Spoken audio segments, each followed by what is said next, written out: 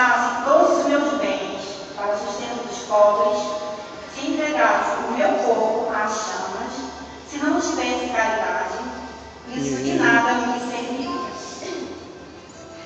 A caridade é paciente, é benigna, não é invejosa, não é vaidosa, não se ensoberbece, não faz nada de inconveniente, não é interesseira, não se encoleriza, não guarda rancor, não se alegra com a iniquidade, não se regozija com a verdade, suporta tudo, crê tudo, espera tudo, desculpa tudo. A caridade não acabará nunca. Dá um zoom na galera aí. Desaparecerá. As línguas cessarão. Não, pra fora. A ciência Isso. desaparecerá. Com efeito, o nosso conhecimento é limitado e a nossa profecia é imperfeita.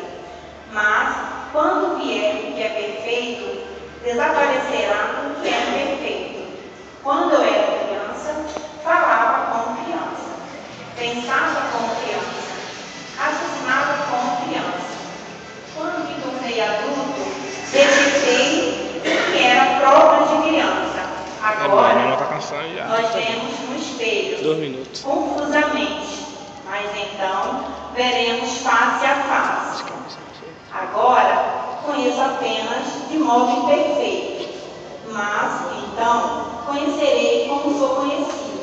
Atualmente, permanecem essas três coisas: fé, esperança e amor.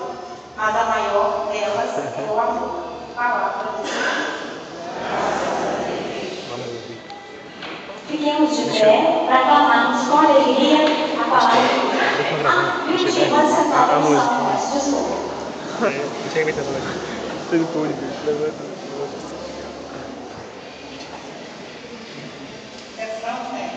Senhor é o pastor que me conduz, não me falta coisa alguma.